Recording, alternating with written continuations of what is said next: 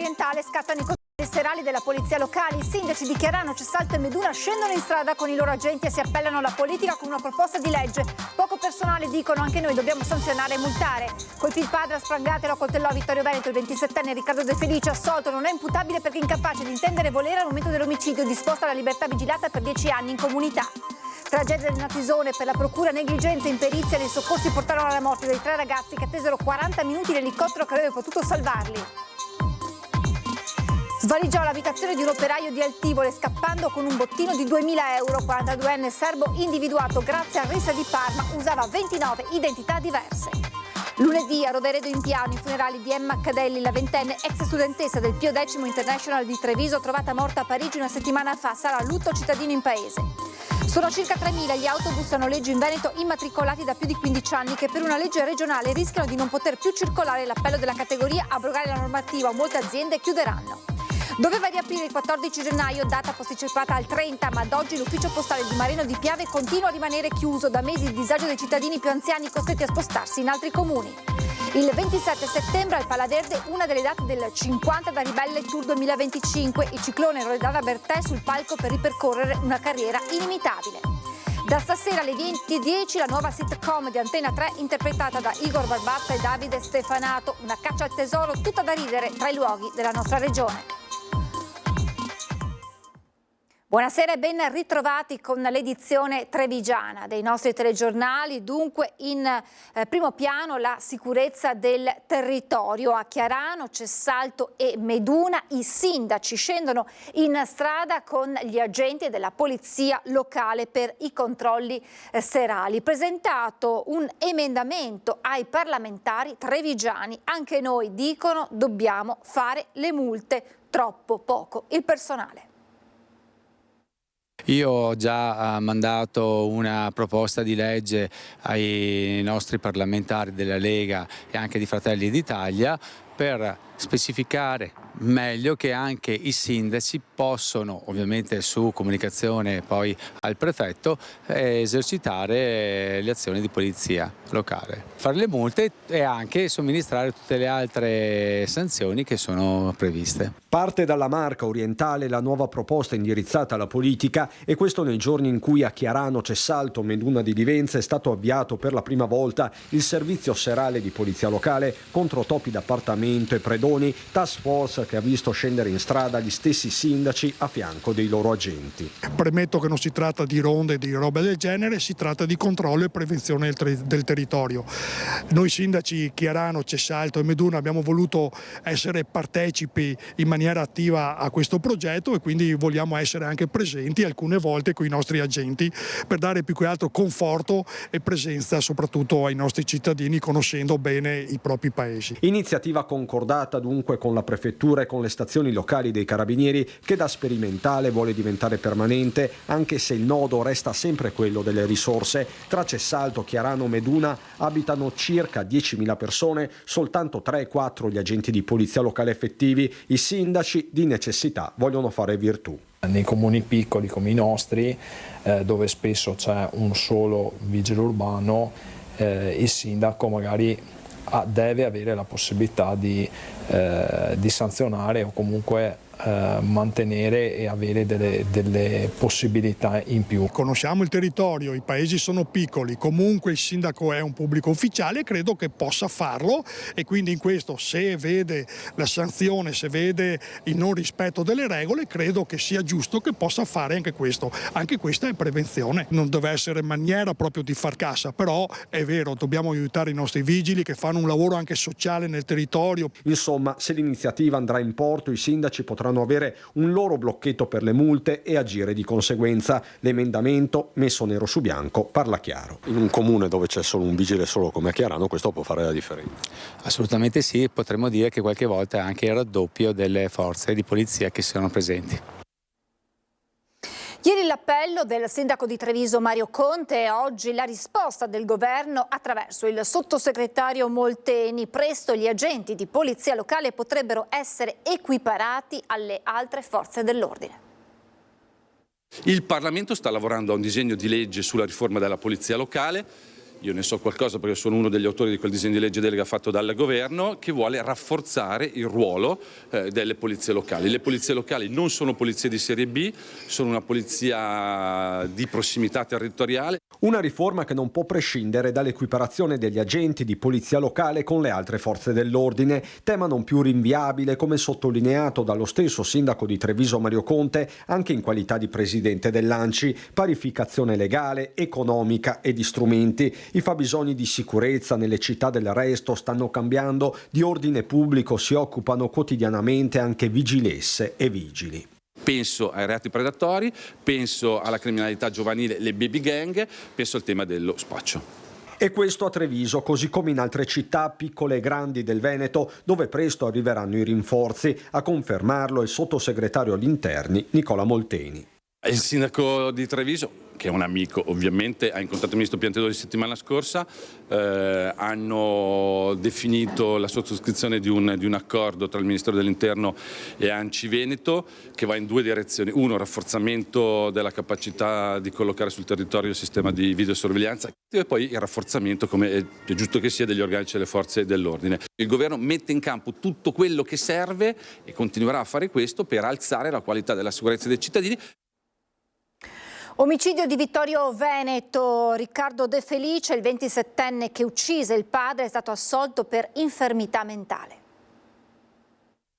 Uccise il padre nella sua abitazione a Vittorio Veneto colpendolo alla testa con una sbarra in ferro e accoltellandolo 3 volte alla gola. Riccardo De Felici in corte d'assise è stato assolto perché non imputabile al momento del fatto. Il giovane dovrà rimanere in libertà vigilata per 10 anni presso una comunità dove sarà curato. In aula era presente Riccardo, ma anche la mamma dell'imputato, visibilmente commossa. La mamma non l'ha mai lasciato, mai, è sempre stata al suo fianco, vicino, capendo sin da subito che il ragazzo aveva una patologia, quindi è malato. Non stiamo parlando di un atto sconsiderato, stiamo parlando di un atto di una persona malata. L'omicidio avvenne la notte del 16 novembre 2022 al residence alle Ortensie di via Rosolène. Riccardo, uno studente modello laureato a pieni voti in filosofia, da qualche tempo aveva cominciato a lamentare dei disturbi senza però farne parola a nessuno. Si era convinto che gli amici, da cui si era progressivamente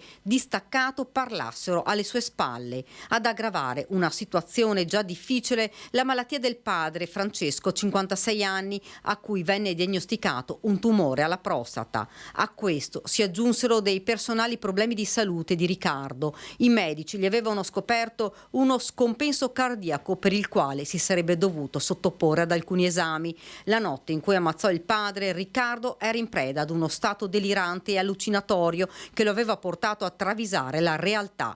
Il tutto aggravato dalla sindrome di Capgras, un disturbo psichiatrico persecutorio che porta a vedere dei sosia di familiari e amici. Il ragazzo non era capace di intendere in quel momento perché vedeva nel padre un'altra persona a tutti gli effetti, tant'è vero che poi le risultanze della consulenza hanno ritenuto che lui fosse affetto da una sorta di schizofrenia e in particolare una malattia si chiama anche del sosia. Riccardo in pratica vedeva nella figura del genitore non il padre biologico ma un impostore, un demone.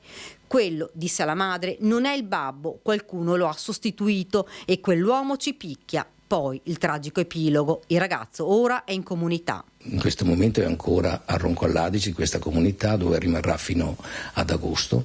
Da agosto i servizi che lo hanno in carico sceglieranno un'altra comunità dove andrà probabilmente a lavorare a tutti gli effetti, sempre seguito naturalmente dai servizi che saranno incaricati di tale fatto.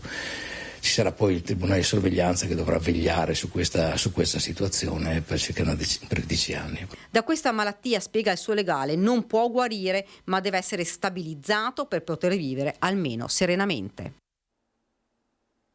Esattamente 8 mesi dopo la tragedia del Natisone, la Procura della Repubblica ha chiuso le indagini. Secondo la Procura, appunto, i ragazzi sono morti per la negligenza degli operatori che hanno gestito le chiamate di soccorso. 3 vigili del fuoco e 1 della Sores. Patrizia Cormos nell'ultima telefonata al 112 delle 13:48 aveva invocato l'invio di un elicottero. Il doppio India dell'elisoccorso regionale decollò solo alle 14:07.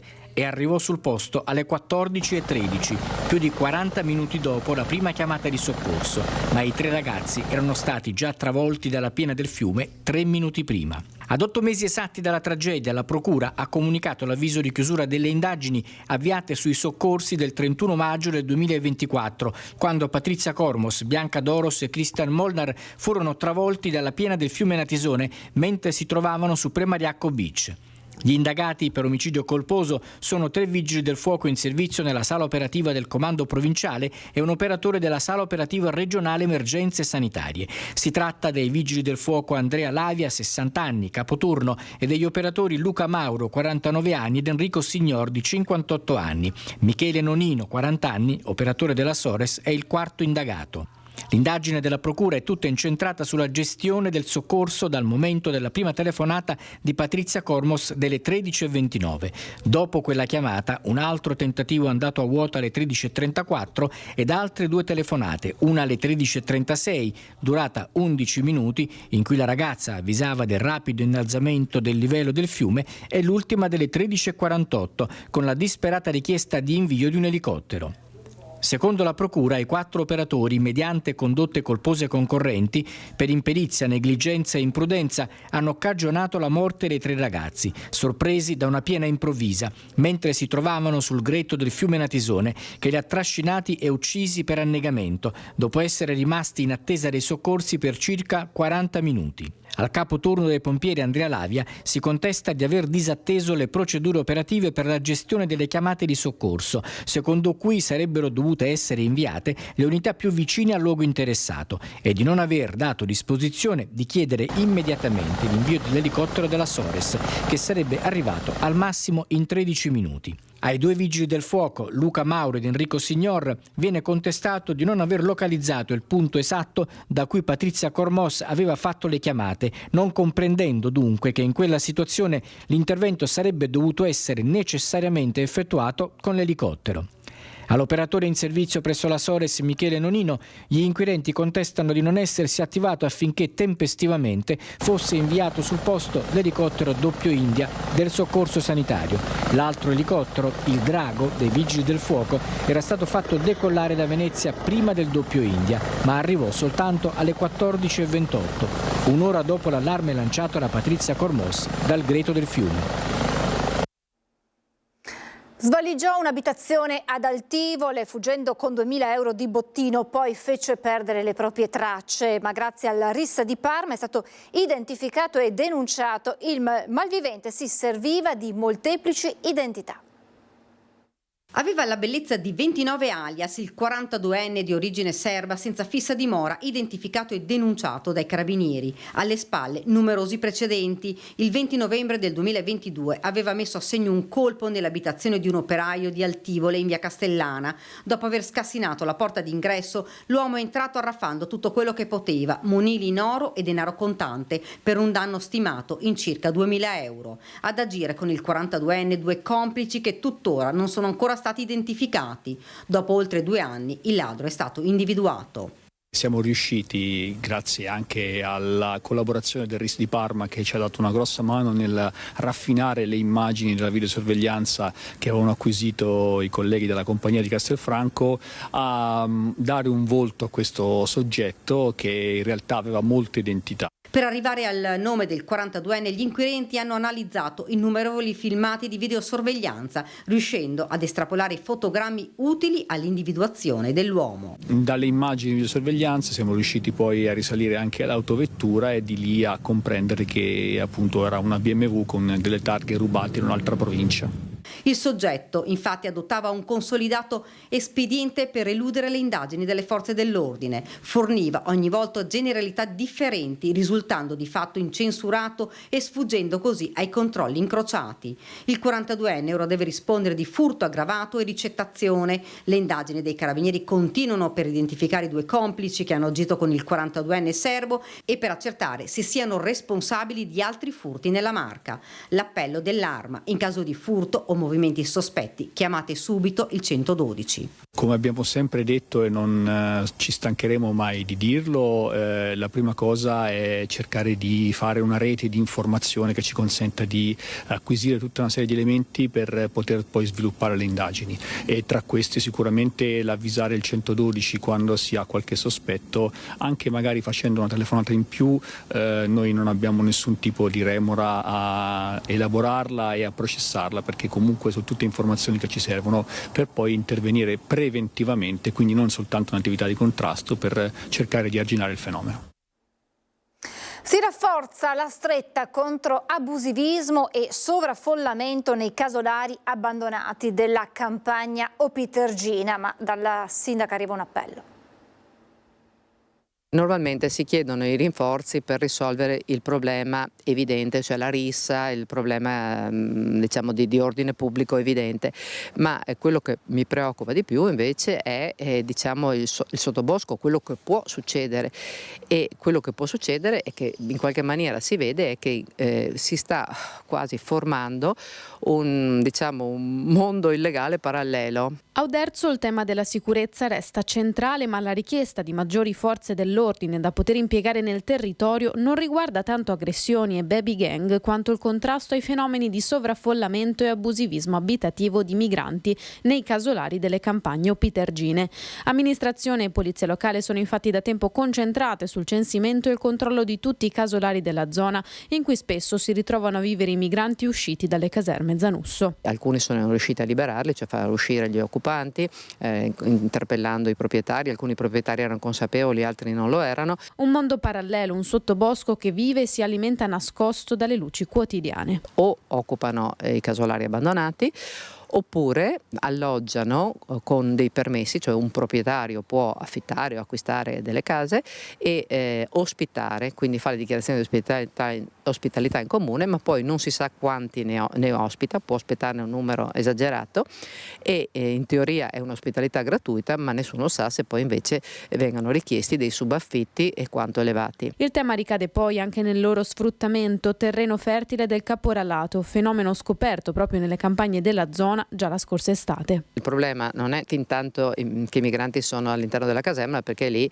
hanno vitto e alloggio, e il problema è quando escono, e dipende dalle condizioni nelle quali escono. Se escono perché non hanno ottenuto il permesso di soggiorno, il problema è enorme, perché siccome non vengono immediatamente rimpatriati, questi o vanno all'estero, scappano all'estero, o vanno verso le grandi città, oppure ne rimangono un pochi nel territorio, e questi sono sicuramente destinati alla malavita.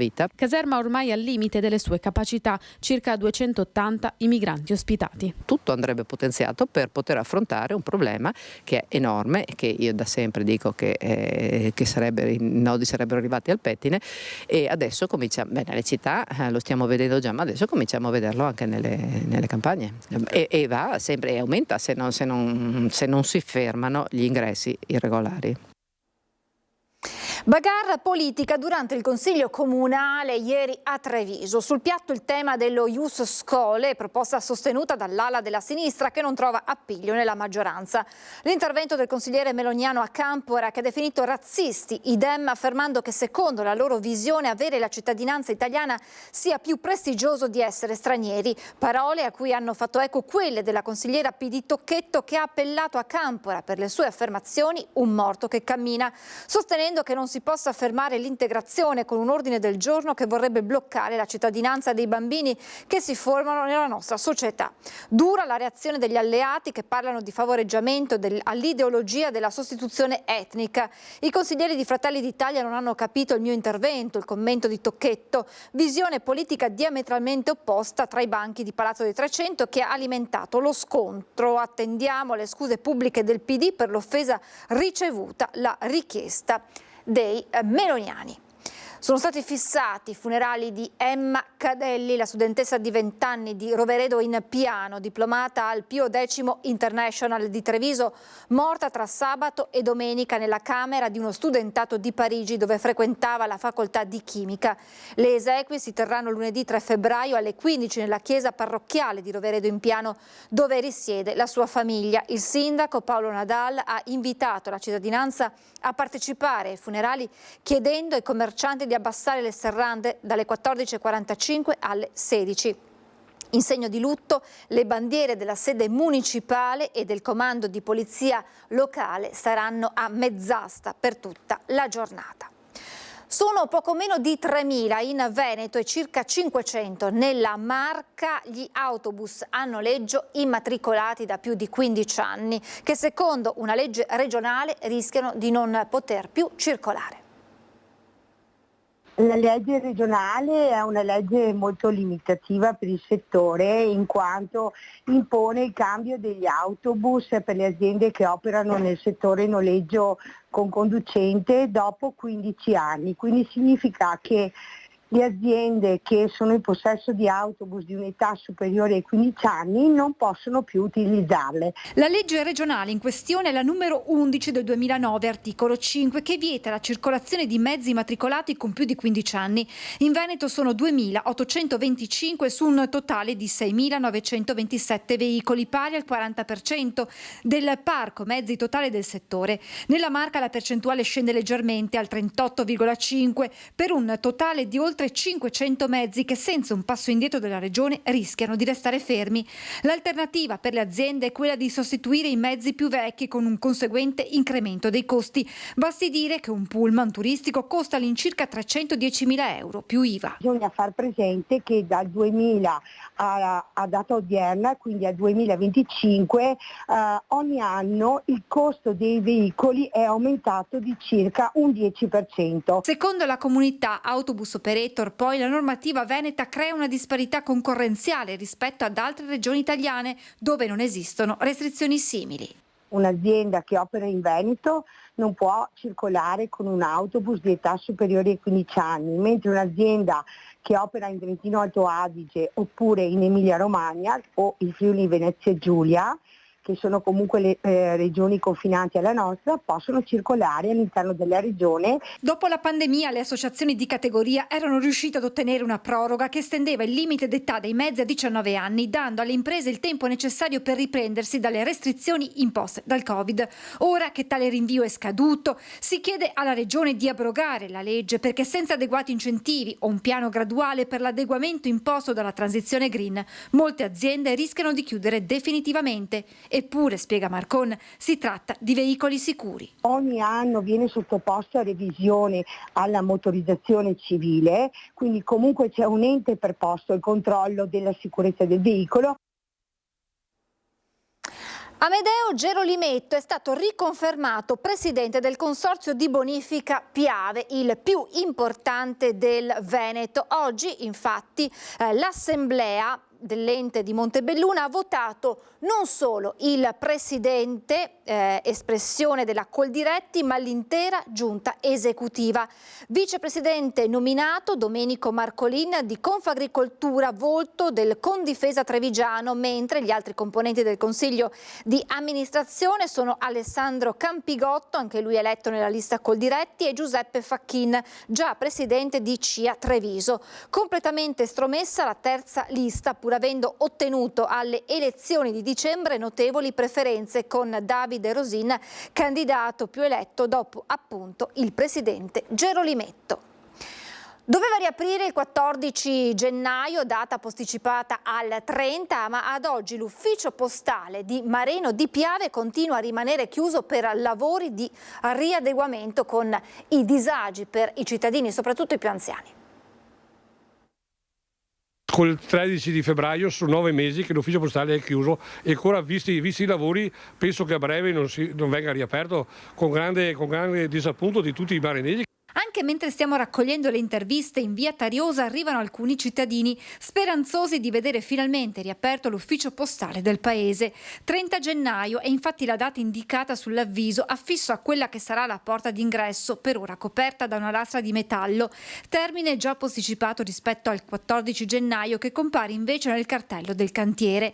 Intervento di riadeguamento sicuramente necessario, che rientra nel progetto Polis per l'ammodernamento di 7.000 uffici postali in tutta Italia nei comuni con meno di 15.000 abitanti, ma i disagi, soprattutto per i più anziani, sono molteplici. Per le raccomandate possiamo andare a ritirarle solo a Vazzola.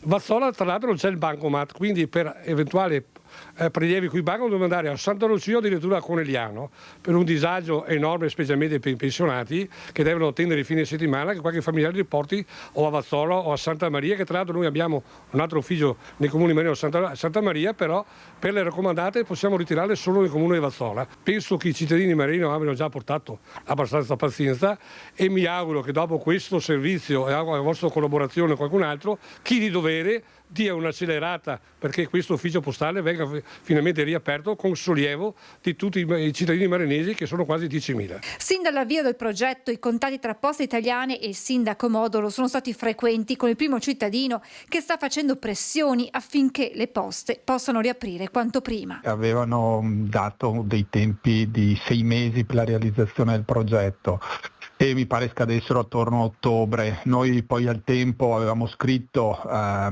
Poste per capire come mai il protrarsi, anche per manifestare un attimino la preoccupazione che c'era nella popolazione, perché c'è una situazione comunque di difficoltà nel doversi spostare in altri uffici postali che poi non sempre si sono anche abbastanza affollati.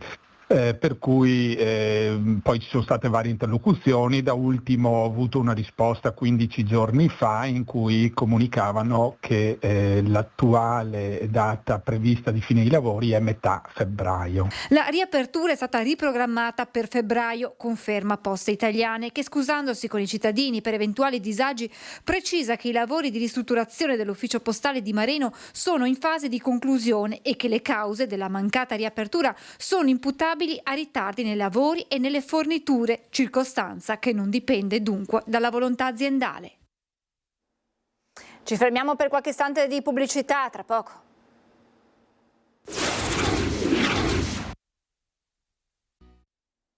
Rieccoci in diretta dopo il tutto esaurito del concerto del trio Il Volo di inizio gennaio. Un nuovo grande evento live viene annunciato oggi al Pala Verde di Villorba, sabato 27 settembre, con inizio alle 21. A salire sul palco sarà Loredana Bertè, leggenda della musica italiana, che porterà in città una delle date del suo atteso 50 da Ribelle Tour 2025.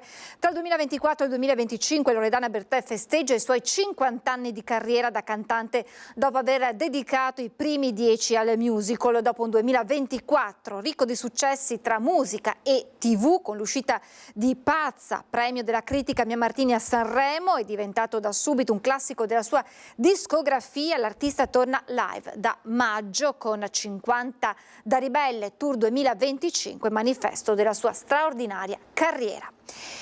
Il weekend è alle porte, allora vediamo con il generale Iannicelli che tempo ci aspetta per i prossimi giorni. Va riaffermandosi di noi gradualmente di nuovo un'alta pressione abbastanza intensa. Questo vuol dire tempo stabile, però richiamerei l'attenzione sulla carta del tempo. Vedete che nelle prossime ore la coda di un sistema perturbato da est, proveniente da est, ci interesserà, ci toccherà. Questo apporterà un aumento della copertura e delle precipitazioni sparse, che purtroppo domani nella prima parte saranno abbastanza diffuse. E quindi più in dettaglio prevediamo per domani, da stasera un peggioramento, quindi, ma domani avremo precipitazioni piuttosto diffuse, anche se non intense, anche se si potranno poi intensificare temporaneamente durante la prima parte, quindi fino al primo pomeriggio, poi un veloce miglioramento e il cielo è previsto sereno già per domenica, tempo soleggiato, ma soleggiato rimarrà anche per quasi tutta la prossima settimana. Un peggioramento si intravede per sabato e domenica, quindi fine prossima settimana, ma questo lo confermeremo. Le temperature si mantengono nettamente al di sopra della media, quindi quest'anno i giorni della merla veramente sono saltati, le minime addirittura 6-7 gradi domani, perché il cielo sarà coperto questa notte, quindi le temperature minime salgono, poi ancora 4-5 gradi per domenica e poi tenderanno ad abbassarsi. Potremmo avere la prossima settimana qualche gelata, ma non così intensa, le massime addirittura 12 gradi e poi anche queste la prossima settimana caleranno. E l'Alta Adriatico è previsto mosso. È tutto. Siamo alla pagina con le notizie da Belluno e provincia.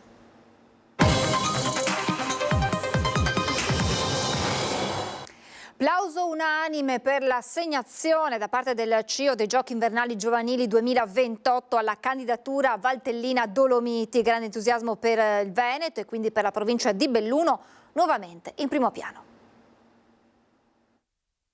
Valtellina Dolomiti, questo è il ticket che, forte delle strutture preparate in vista delle Olimpiadi Invernali 2026 e senza avversari, si è visto assegnare dal CIO l'organizzazione dei Giochi Invernali Giovanili del 2028, manifestazione internazionalmente conosciuta con l'acronimo YOG.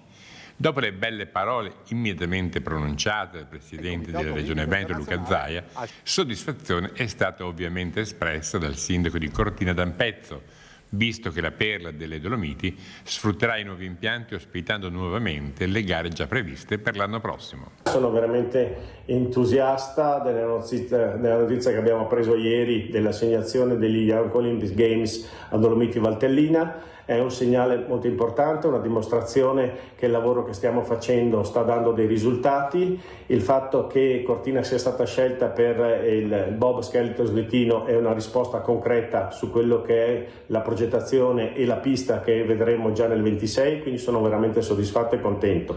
Per quanto riguarda la disciplina del curling mi vede praticamente coinvolto perché è una disciplina che ho praticato per anni e quindi a Cortina avere anche questa disciplina durante gli Young Olympic Games è sicuramente fonte di soddisfazione. Di una buona notizia per il territorio, di un'ulteriore iniezione di fiducia, ha invece parlato Laurent Berton, presidente di Confindustria Belluno Dolomiti.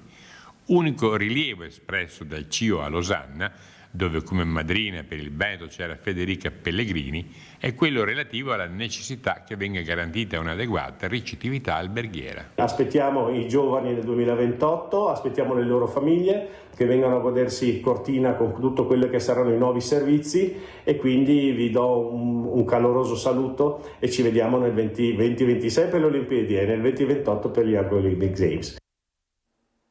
E intanto proprio oggi un terremoto ha scosso la Federazione degli Sport Invernali del Veneto, che è stata commissariata e che dovrà andare a nuove elezioni. Decadono il presidente, il trevigiano Roberto Visentin, la sua vice lauronzana Federica Monti e tutto il consiglio eletto nel settembre 2022. Il Consiglio federale ha nominato commissario il vicepresidente federale vicario Stefano Longo, presidente della Fondazione Cortina. La vicenda è legata ai risvolti di una chat che avrebbe dovuto essere usata solo per comunicazioni sportive, ma che in realtà conteneva immagini a sfondo sessuale e frasi razziste. L'inchiesta federale, aperta nel 2024, ha fermato i dirigenti della Fisi Veneto e a Visentin, sospeso dall'attività e dalla carica, sono state comminate la squalifica e la radiazione dai ruoli federali. Insieme per Fies è stata chiamata così la raccolta fondi promossa per aiutare le famiglie di Valle di Cadore, le cui abitazioni sono state devastate dall'incendio scoppiato nella notte tra giovedì e venerdì. Il sindaco Marianna Ofere e il parroco Don Alessandro Coletti si sono attivati in questo senso, organizzando la solidarietà attraverso l'utilizzo della piattaforma GoFundMe e con l'apertura di un conto corrente dedicato. Chi volesse può trovare le modalità per partecipare nel sito del comune di Valle di Cadore. È ancora nebuloso il futuro dell'Unione Montana Belluno, Ponte nelle Alpi. Nel pomeriggio in Consiglio lungo dibattito sulla delibera di scioglimento dell'ente in dissesto per oltre 800.000 euro. Presenti 32, favorevoli 21, contrari 3, astenuti 0, non votanti 8, votanti 24. La proposta è approvata. Si va avanti a colpi di maggioranza sempre più risicata nell'emiciclo di Palazzo Rosso, stavolta al centro di una lunga discussione il futuro dell'Unione Montana Belluno Ponte nelle Alpi, che presenta un dissesto finanziario di oltre 800.000 euro, ma anche gravi e presunte irregolarità gestionali e contabili che saranno indagate anche dalla Corte dei Conti. Oggi all'ordine del giorno la delibera di scioglimento dell'ente, un documento raffazzonato dal punto di vista legale, salvato in extremis grazie all'Astis che il consigliere di Insieme per Belluno Bene Comune Francesco Rasera Berna ha dato alla maggioranza. Rasera ha spiegato in punta di diritto che la delibera sfiorava la nullità assoluta, visto che il Consiglio Comunale avrebbe potuto solo dare un atto di indirizzo sul futuro dell'ente. Il capogruppo di Fratelli d'Italia, Alessandro Farina, ha perciò presentato l'emendamento che ci ha messo una toppa, salvando in corner la maggioranza da una figuraccia amministrativa. Bocciata la proposta del consigliere Jacopo Massaro di Movimento di istituire una commissione consiliare di controllo garanzia per accertare la regolarità e la correttezza dell'attività svolta dall'Unione Montana. Noi abbiamo il diritto e il dovere come cittadini e soprattutto come rappresentanti dei cittadini in quanto consiglieri comunali di andare a verificare attentamente che cosa effettivamente è successo e capire anche alcune delle questioni che ci sono state rappresentate dagli uffici comunali che hanno fatto questa attività di verifica. A nulla sono valsi i tentativi della consigliera di Belluno di Più, Anna Candeago, di suggerire una soluzione di buonsenso. Prendiamoci un po' di tempo, ha chiesto in discussione, per evitare al Consiglio di assumere decisioni rattoppate. Il sindaco ha respinto al mittente le accuse definite paradossali che hanno messo sul banco degli imputati chi ha agito negli ultimi anni con la diligenza del buon padre di famiglia. Sul futuro non cambia nulla, perché comunque la Regione con riordino degli enti locali ha già previsto che qui nella nostra provincia ci saranno 4 Unione Montana. Quindi una volta sciolti andremo insieme, valuteremo eventualmente di entrare su quella Unione Montana che sarà più ampia. Da questa sera, ogni venerdì alle 20:10, la nuova sitcom di Antenna 3 con Igor Barbazza e Davide Stefanato. Dopo cancellazione gratuita, ecco Una buona giornata. La storia di 2 fratelli che, uniti dall'eredità del nonno, danno il via ad una caccia al tesoro tutta da ridere tra mari e monti del Veneto. Appuntamento dunque a tra pochissimo con questa nuova sitcom. Io dunque vi ringrazio per essere stati con noi, vi lascio alla sigla e alle previsioni del tempo e poi ad una buona giornata. Grazie, buona serata.